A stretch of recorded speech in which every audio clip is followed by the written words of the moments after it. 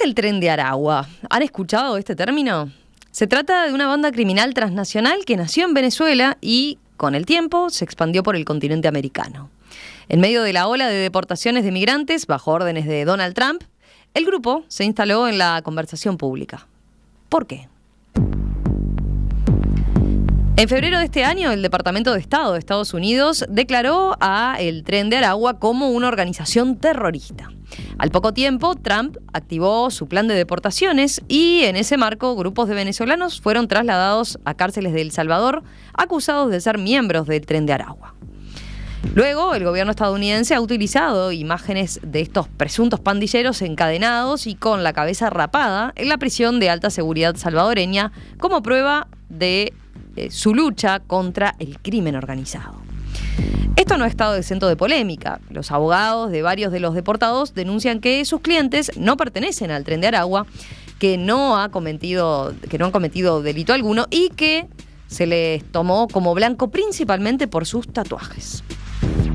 Más allá de esto, puede llamar la atención que se deje de hablar tanto de otras pandillas, por ejemplo, como la Mara Salvatrucha o de los cárteles mexicanos, y se pasa a hacer tanto hincapié en este grupo venezolano. Entonces, ¿qué es el Tren de Aragua? Bueno, la periodista venezolana Rona Rísquez publicó el año pasado el libro El Tren de Aragua, la banda que revolucionó el crimen organizado en América Latina, una de las investigaciones más completas sobre este grupo. Justamente, vamos a contactarnos con ella a partir de estos minutos para conocer el origen de esta banda criminal, su expansión en el continente y entender cuál es el vínculo con las deportaciones de migrantes desde Estados Unidos. Rona, ¿qué tal? Un gusto saludarte, bienvenida. Hola, un gusto también. Gracias por la invitación, Romina. Como adelantábamos recién en la introducción, el Tren de Aragua es una banda criminal que nació en Venezuela hace ya varios años, pero de todos modos no es un tema, yo te decía en la previa, tan recurrente aquí en Uruguay. Así que, ¿podrías contarnos en qué contexto surge esta organización y cuándo se estima su origen? Claro, sí, el grupo nace en una prisión venezolana. Nace en una época en la que la violencia se había incrementado muchísimo en Venezuela. También había un gran abandono del sistema carcelario por parte del Estado venezolano. Y también empieza a darse una especie de lo que serían las raíces, o no sé si las raíces o las primeras frutos, o no sé cómo llamarlo, de lo que después se convirtió en una emergencia humanitaria compleja que ha forzado a casi 8 millones de venezolanos a huir del país. Entonces lo que quiero decir es que había como un contexto de violencia, conflictividad social, crisis política, dificultades económicas, aunque muchos dirán, no, bueno, eran los años de la bonanza. Sí, eran los años de la bonanza para un sector de la población venezolana, pero al mismo tiempo también eran años en los que comenzaba a notarse la escasez de ciertos productos en el país, ¿no? De ciertos productos de consumo masivo. Entonces, o sea, había como una combinación de cosas, ¿no? Por una parte se movía dinero, pero por otra parte también había ciertas necesidades en ciertos sectores de la población. Esto Sí. deriva en que empiezan a crearse ciertos tipos de pandillas que no existían previamente en Venezuela, es decir, pandillas grandes, pandillas con estructuras jerárquicas, y una de estas pandillas es el Tren de Aragua. Además, otra particularidad es que estas pandillas comienzan a nacer en las prisiones. Y pues una de estas pandillas es el Tren de Aragua. En 2014 es cuando yo tengo evidencia de que se conoce el Tren de Aragua con ese nombre. Es posible que a lo mejor unos años antes ya existiera el grupo. Ya de hecho en 2012 el líder de la pandilla era considerado el jefe de la prisión de Tocorón. Sin embargo, para ese momento todavía no se hablaba del Tren de Aragua. Se comienza a escuchar sobre el Tren de Aragua en 2014. Entonces por eso yo atribuyo el nacimiento de la organización como estructura criminal en 2014. Ahí es en el momento en que vas a la cárcel de Tocorón y te encontrás con un panorama que te sorprende. No. Eso es más adelante. En ese momento no, o sea, lo que teníamos era información de lo que ocurría en Tocorón. Después yo trabajaba en un medio de comunicación donde se hizo un reportaje por una persona que sí había entrado a la prisión por otras razones, y pues nos dio información y publicamos fotos y publicamos como lo que ocurría dentro de Tocorón, como no desde el punto de vista estrictamente delictivo, sino desde el punto de vista de lo que había en la prisión, o sea, cómo había piscinas, cómo había zoológico, cómo había discoteca, campos de deportes. Entonces, en ese momento publicamos esa información. Y bueno, y simplemente íbamos haciendo seguimiento a las actividades de la organización criminal como otras, porque no era la única. O sea, varias prisiones de Venezuela tenían un sistema más o menos similar, Ajá. donde los jefes de la prisión o de los que mandaban en la prisión eran los presos y tenían líderes y tenían pues no solamente el control de la prisión, sino también un control sobre la actividad delictiva fuera de la prisión. ¿Por qué se los conoce como Tren de Aragua? ¿Por qué ese nombre? ¿De dónde viene? El nombre de Tren de Aragua viene del hecho de que comienzan, en esa etapa que comentaba al comienzo, de que comienzan a surgir pandillas en Venezuela diferentes, asociadas a las prisiones. Entonces, estas pandillas, muchas de ellas comienzan a llamarse trenes. Y comienza a ver que si tren de Oriente, tren de Guayana, tren de Bolívar, tren del Norte. Y ellos, cuando surge o deciden organizar esta estructura criminal, pues le llaman Tren de Aragua porque están ubicados en el estado de Aragua. Ujú. Una teoría que tenemos algunos investigadores es que dentro de la prisión ellos denominaban a sus estructuras, no las denominaban pandillas ni bandas, sino que las denominaban carros. O sea, su estructura de liderazgo estaba secundada por un carro que era el que ejecutaba todas las acciones criminales, que era como decir, bueno, eso, los integrantes de la pandilla. Ese carro, creemos nosotros, que al salir de la prisión, como ocurrió con el Tren de Aragua, se convierte en un tren. Entonces, y Mm. el tren tiene varios carros, pues entonces por eso un poco creemos que de allí viene el origen de este concepto de trenes, porque algo similar, insisto, ocurría en otras prisiones o había ocurrido en otras prisiones de Venezuela. Ujú. Ahí me genera la curiosidad de cuando se encuentran con ese panorama en esta cárcel, la de Tocorón, pero después ven que hay cosas parecidas en el otro. ¿Cómo operaba esa pandilla en el día a día, digamos? ¿De dónde, cómo hacía para tener tanto poder y lograr esa situación que estabas describiendo, ¿no? Con cárceles con piscina, con el control absoluto de lo que era la cárcel. Sí, bueno, una de las particularidades del grupo y de este concepto del pranato, como lo llamamos en Venezuela, que es este liderazgo de los presos en una cárcel y que además pues, se dedican a cometer delitos. Esta estructura del pranato se basa o se fundamenta en una especie en una figura o en una práctica que es el cobro de la causa. La causa es una especie de impuesto, una forma Ujú. de extorsión interna, también lo llamo yo en el libro, mediante la cual esta estructura criminal que controlaba la prisión cobraba a toda la población penal una especie de impuesto semanal, simplemente por el derecho por estar en la prisión. Es decir, Claro. ya el hecho de que tú estuvieras en la prisión te obligaba a pagarle a este jefe criminal una especie de impuesto llamado causa todas las semanas, porque si no la pagabas, pues te castigaban, te podían dar un balazo en un pie y si la falta de pago era recurrente, pues podían incluso hasta matarte, ¿no? Entonces, este pago era de alguna manera lo que servía para financiar la operación de la pandilla y la operatividad de la prisión con las condiciones que tenía. O sea, las piscinas, el zoológico, y todo lo que había allí. Mm. Y ahora, ¿cómo después se pasa de ese centro, de esas cárceles donde estaba concentrada la actividad? Decíamos, el Tren de Aragua ahora se considera una de las organizaciones criminales más disruptivas en América Latina, así lo planteas en el libro, pero ¿cuál fue su estrategia de expansión hasta convertirse en una banda transnacional? ¿Cómo salta de una cosa a la otra? Bueno, comienzan primero a operar en las fronteras, o sea, identifican que pueden tener un negocio en la migración de venezolanos, es decir, Venezuela, comienza la gente a tratar de escapar de Venezuela para buscar sobrevivir fuera de Venezuela y buscar otras opciones de vida, porque Venezuela estaba muy complicada en todos los sentidos, y esto ellos lo identifican y se dan cuenta de que ellos pueden capitalizar esa migración o ese desespero de los venezolanos, además vulnerables, por salir de Venezuela y por entrar a otros territorios.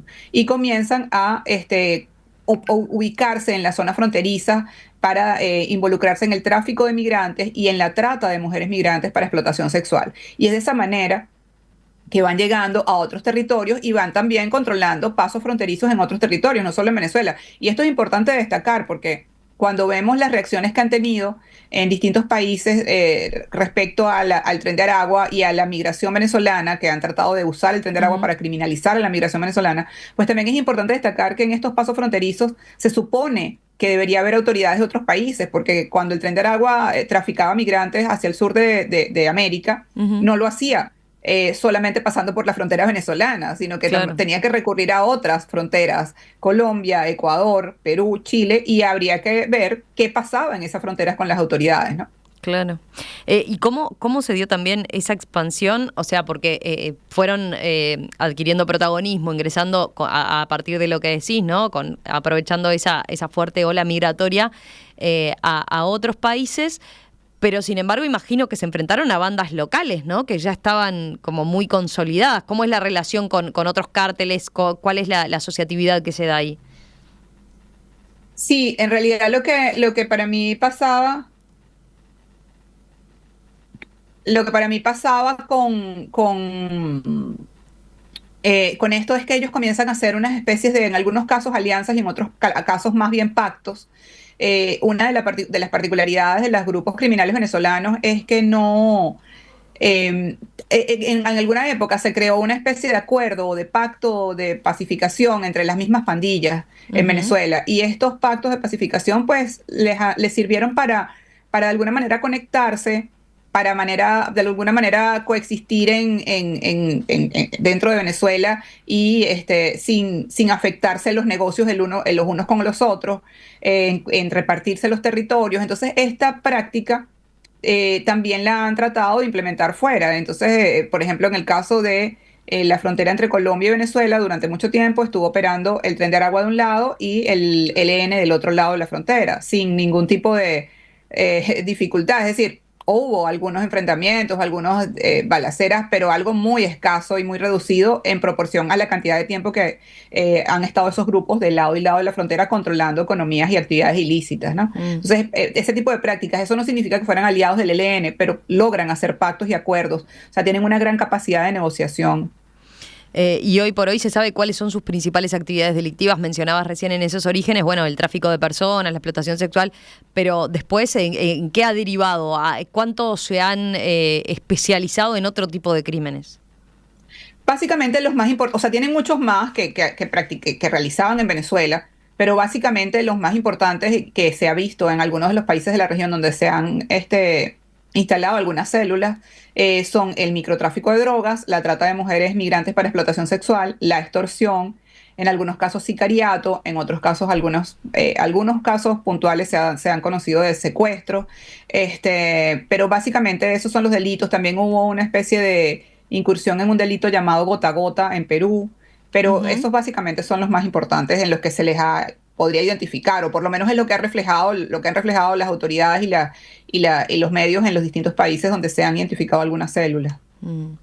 Mencionabas que la expansión que se dio en Venezuela del Tren de Aragua, bueno, coincide también con lo que fue el momento que se estaba viviendo allí, ¿no? Y el progresivo deterioro de la democracia en Venezuela. ¿Cuál es el vínculo con el gobierno de Nicolás Maduro? ¿Cuál ha sido el vínculo desde su origen y desde su expansión y crecimiento? Yo no tengo información digamos, pruebas acerca de ningún vínculo. Obviamente siempre ha llamado la atención el hecho de que la cárcel hubiese estado operando controlada por presos, mientras las autoridades se encargaban de la supuesta custodia externa de la cárcel. Pero bueno, eso es lo que hasta ahora está claro. En algún momento las personas que custodiaban la cárcel o unos funcionarios de la Guardia Nacional que custodiaban la cárcel fueron detenidos luego de que el gobierno tomara la prisión para poder acabar con la situación que había con los pranes dentro. Y también, pues luego se supo que el Ministerio Público abrió una investigación contra un fiscal que tenía también vínculos con uno de los jefes de la organización para manipular algunos casos. Estos son algunos de los, digamos, ejemplos Ujú. que uno pudiera decir, bueno, son ejemplos que de alguna manera llaman la atención, pero que se refieren a conexiones o a posibles conexiones de funcionarios puntuales. Yo no diría que Claro. hay pruebas de una conexión del gobierno en general, ¿no? Vengamos más cerca en el tiempo, si te parece, Rona. Recientemente, en febrero pasado, Estados Unidos declaró al Tren de Aragua como una organización terrorista, y ahí es que, bueno, por lo menos en países como Uruguay se empezó a hablar del Tren de Aragua como una gran organización criminal con vínculos en toda América, pero ¿hay evidencia de que participantes de la banda operaran en Estados Unidos efectivamente? ¿Cuánto se había logrado expandir a ese territorio? Mira, lo que hay hasta el momento es información que, pues, imprecisa, diría yo, que ha sido difundida por autoridades de Estados Unidos sobre la presencia de miembros del Tren de Aragua en algunas ciudades de Estados Unidos. Sin embargo, no hay información precisa acerca de que exista una operación, es decir, cuando se ve información de Chile, de Perú, de Colombia, e incluso de Venezuela se habla de, bueno, de una estructura, se ha dicho que como más o menos quienes, o sea, detienen a una persona y dicen por qué lo consideran Tren de Aragua y los vínculos, y Ujú. han incautado grabaciones y han incautado llamadas telefónicas y han conseguido los casos, o sea, esta persona es Tren de Aragua y además está involucrada en esto y está, o sea, y además una investigación porque la persona comete un delito y pues o se investiga un delito y a partir de allí se llega a la persona o a las personas y se van haciendo conexiones. Eso es lo que hemos visto en las investigaciones que se hacen en los distintos países donde se ha reportado la presencia de miembros del Tren de Aragua. Sin embargo, eso no lo hemos visto en Estados Unidos. Yo no sé si es que el sistema de investigación policial en Estados Unidos es diferente, yo no sé si el sistema de justicia en Estados Unidos es diferente, pero lo que no entendemos todavía es por qué se habla de una operación del Tren de Aragua en Estados Unidos si no hay hasta ahora o por lo menos no se ha conocido Ujú. públicamente que haya un jefe del Tren de Aragua en Estados Unidos o una comunicación entre una persona X, supuestamente del Tren de Aragua, con los jefes del Tren de Aragua, donde quiera que sea que se encuentren. No se habla de una estructura donde este es el jefe, este hace esto, este hizo tal cosa, cometieron tal delito. O sea, eso no se conoce en Estados Unidos. Mm. A lo mejor existe, pero no se conoce. Mm. Eh, con lo que comenzó a pasar claramente es la deportación también de venezolanos a El Salvador, ¿no? Que también se los acusa de ser miembros del Tren de Aragua, ¿no? Bueno, la verdad es que eso es otra cosa que para mí es una aberración, es decir, deportar venezolanos a El Salvador, ¿bajo qué criterio, bajo qué permiso, bajo qué autoridad? O sea, lo que yo veo es una serie de venezolanos que están desaparecidos, Ujú. que supuestamente están en El Salvador, según una versión de una lista extraoficial que se filtró, pero que ningún funcionario ha confirmado hasta ahora, y de denuncias de familiares que creen haber identificado a sus familiares en ese grupo de personas enviadas a El Salvador. Mm. No hay nada que pruebe que esas personas son Tren de Aragua, por lo menos no se conoce hasta ahora, insisto, no significa que no haya, pero hasta Claro. ahora no se han mostrado las pruebas de quiénes son Tren de Aragua, por qué son Tren de Aragua, o si todos son Tren de Aragua, eso no se sabe, o sea, ¿Cuál es la eso no ha importancia que sido. se le da al tatuaje, ¿no? Como símbolo de la organización. Digo porque el Departamento de Seguridad Pública de Texas publicó, ¿no?, un listado de tatuajes vinculados al Tren de Aragua como aparentemente una prueba al respecto, ¿no? Sí, yo creo que eso también otro de los problemas que hay. O sea, no existe en las pandillas venezolanas, no existe el tatuaje como un mecanismo de identificación, es decir, de identidad. No tienes que tener un tatuaje determinado para pertenecer al Tren de Aragua. Puedes tener un tatuaje y puedes no tenerlo y ser del Tren de Aragua. Puedes tener el tatuaje que tú quieras o 5 personas del Tren de Aragua tienen un tatuaje porque les gustó y otros 10 y otros 20 y otros 50 no tienen ningún tatuaje. Entonces, ese no es un factor que determine o que pueda determinar cuando una persona pertenece o no al Tren de Aragua o a alguna pandilla venezolana. Creo que allí hay, pues, o sea, es una forma muy ligera de intentar justificar o criminalizar a una persona. ¿Por qué crees que desde el gobierno de Donald Trump se ha agarrado justamente a el Tren de Aragua como la excusa, ¿no? Como alguien que es integrante de esa organización delictiva. ¿Por qué el Tren de Aragua, no? Bueno, yo creo que es una línea, no digo una línea que se haya planificado, sino que fue surgiendo pues eso terminó contagiando o contaminando los distintos discursos políticos. O sea, ya en Sudamérica veíamos como en Colombia, como en Chile, como en Perú, sobre todo en Perú, se ha utilizado o se ha intentado utilizar al Tren de Aragua para estigmatizar y criminalizar la migración venezolana. Y entonces, bueno, yo creo que simplemente en el caso de Estados Unidos, pues se trató de usar la misma fórmula, pero considerando que se trataba de Estados Unidos, pues todo ha sido más grande y el impacto ha sido mucho mayor, sobre todo porque además esto coincide, o sea, la existencia del Tren de Aragua en la región, en algunos países con células, y el hecho de que las autoridades estadounidenses hayan reportado que habían identificado a algunos miembros del Tren de Aragua dentro de Estados Unidos, pues coincide con la llegada masiva de migrantes venezolanos a este país. Y eso, pues de alguna manera, que además entonces se convirtió en el lema o en la bandera de la campaña del presidente Trump, que era combatir la migración que él considera ilegal, ¿no? Entonces creo que se juntó, o sea, fue como una especie de, lamentablemente, tormenta perfecta para esa campaña, que además siempre es común, pues ya se había utilizado a la MS-13 en la campaña pasada como el enemigo, ¿no? El enemigo de terror que hay que combatir. Entonces, bueno, en este momento se toma el Tren de Aragua, que era el grupo o el nombre que estaba sonando en la región, y además de eso coincidía con el ingreso masivo de venezolanos a Estados Unidos buscando, bueno, mejores oportunidades de vida, incluso sobrevivencia, ¿no? Porque venían de una situación, como te digo, que sigue siendo crítica en Venezuela.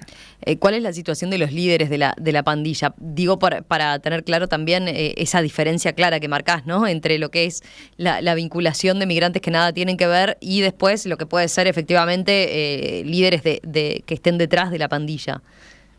Los principales están desaparecidos, o sea, están siendo buscados, pero no se sabe dónde están. Después que se toma la prisión de Tocorón, no se sabe dónde están los jefes del Tren de Aragua. Hubo uno de ellos que fue detenido en Colombia el año pasado, pero el resto no se sabe dónde está en este momento. Bien.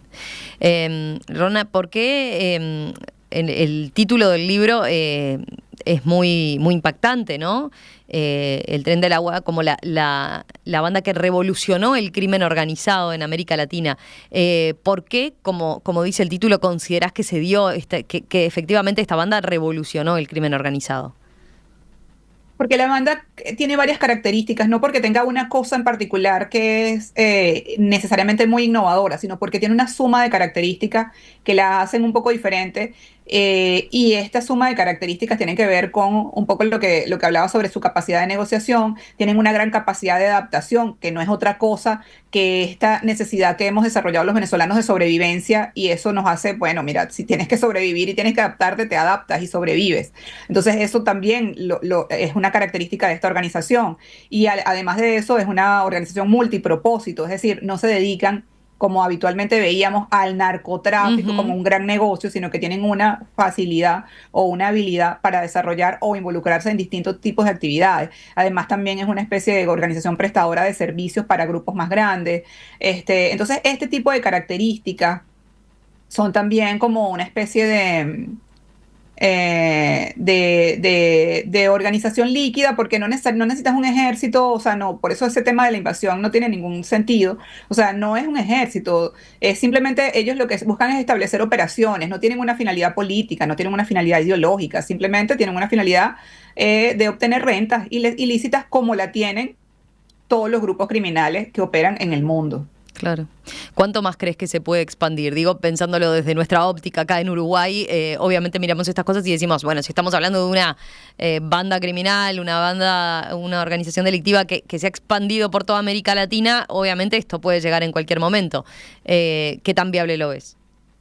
Bueno, yo creo que hay varias cosas, ¿no? Todo este escándalo que se ha generado con el Tren de Aragua, que creo que se ha magnificado un poco, ha terminado pues que llevando a que las autoridades se enfoquen justamente en este grupo, lo cual me imagino que debe ser un beneficio para los otros grupos que sí en realidad pueden tener más poder, como los carteles mexicanos o como el Clan del Golfo o como el ELN o como el PCC, que me imagino que en este momento deben estarse frotando las manos mientras ven cómo persiguen al Tren del Agua mientras ellos siguen operando y creciendo quizás. Entonces yo diría que en realidad el problema no es una organización criminal, el problema es el crimen organizado. Yo creo que las autoridades deberían tomarse en serio, no politizar el problema del crimen organizado que está afectando a toda América Latina y no solo por el Tren de Aragua. Vimos como hace poco en México, nada más y nada menos, consiguieron una especie de campo de concentración de uno de los carteles más importantes de ese país, ¿no? Donde reclutaban, entrenaban y mataban gente. Entonces creo que eso es lo que tiene que preocuparnos. O sea, ¿por qué pasa eso en un país como México? ¿Por qué la gente puede seguir viviendo con eso a su alrededor? ¿Por qué el crimen organizado se ha, de alguna manera, infiltrado en nuestras Ujú. sociedades? ¿Por qué los gobiernos no se toman eso en serio y lo usan como una bandera política? O sea, ¿por qué de pronto la presidenta de Perú dice que acabaron con el Tren de Aragua, que lo declararon también grupo terrorista y que acabaron con el Tren de Aragua, y 2 semanas después Perú tiene una cifra récord en homicidios un fin de semana? O sea, si ya acabaste con el Tren de Aragua, entonces no fue el Tren de Aragua, ¿quién fue? Ujú. Cuando vemos, por ejemplo, que mientras Chile efectivamente experimenta situaciones de seguridad ciudadana con grupos venezolanos que son delincuentes, pues, o sea, de venezolanos que son delincuentes, que no son todos los venezolanos, sino que son unos grupos pequeños de venezolanos, y hacen un escándalo con esto, vemos cómo los chilenos están robando casas de famosos en Estados Unidos. O sea, lo que te quiero decir con eso es que el problema del crimen organizado no es un problema de una nacionalidad o Claro. de un grupo, es un problema que tiene que ser visto como una amenaza para la seguridad de los países en general, y no se trata de un grupo, se trata de un problema que, bueno, debe ser abordado con seriedad, que no debe ser politizado y que además no tiene nada que ver con la migración. Todo lo contrario, los migrantes son víctimas del crimen organizado. Cuando hay más restricciones a la migración, cuando hay más ataques y más limitaciones a la migración, cuando te cercan, o sea, y no te dejan moverte o no te permiten entrar de un país a otro. O sea, todo el mundo trata de salvar su vida. O sea, los migrantes, los venezolanos, no estamos saliendo de Venezuela porque querramos pasarnos una temporada chévere en Uruguay o una temporada maravillosa en la Florida, sino porque necesitamos salvar nuestra vida. Entonces, eso creo que es algo que hay que entenderlo, y eso es muy diferente al crimen organizado. Creo que combinar las dos cosas es Claro. un daño gravísimo que se le hace a toda la región, y que creo que a largo plazo vamos a ver las consecuencias graves de esto. Rona, para terminar ya, me genera una curiosidad como periodista, ¿no? ¿Cuál fue tu método de investigación? ¿Cómo hiciste para llevar a cabo una investigación de este tipo? Siendo que es un tema que claramente puede poner en riesgo la vida del periodista, ¿no? Bueno, todo lo que habitualmente pues hace un periodista en general, pues es decir, busco fuentes abiertas, información de fuentes abiertas, medios, publicaciones, informes, reportes que existían sobre el tema, información de fuentes vivas fue el trabajo principal, porque de alguna manera era algo que no estaba documentado Ujú. suficientemente, ¿no? Entonces, básicamente, mucho de lo que hice fue información basada en entrevistas, en viajes, en recorridos, en llegar a los sitios donde estaba la pandilla, en entrar a la prisión. O sea, mucho en hablar con algunos de los pandilleros, en hablar con familiares, en hablar con víctimas, en hablar con funcionarios policiales, con investigadores, con expertos. Esa fue un poco la forma en que hice la investigación. Fui construyendo bases de datos, tuve algunas filtraciones que me permitieron también articular cierta información. Entrevisté a funcionarios de fiscalías y cuerpos de seguridad de Chile, Colombia y Perú. Básicamente esa fue como la forma en que investigué, y por supuesto a lo largo de mi carrera pues he estado también formándome en mecanismos para entrevistar a víctimas, para entrevistar a victimarios. Ujú. También he tomado cursos de protección personal, de seguridad, de protocolos de seguridad, y pues me manejo con todos estos criterios Bueno, durante mis investigaciones. eso te iba a preguntar. ¿Sentiste miedo en algún momento? Imagino que sí, en muchos. Así es, totalmente. O sea, el miedo es algo que creo que es inherente al periodismo en Ujú. general, sobre todo cuando se hace periodismo en ciertos contextos, que no solamente está, y este miedo no solo está asociado a los grupos de crimen organizado, también está asociado en ocasiones a pues todo lo que rodea el contexto en el cual estás trabajando, ¿no? Mm. Rona Rísquez, periodista venezolana y escritora de El Tren de Aragua, la banda que revolucionó el crimen organizado en América Latina. Rona, muchísimas gracias por estos minutos esta mañana aquí en Perspectiva. Gracias a ti por la invitación, Romina, un gusto. Un placer, que pases bien.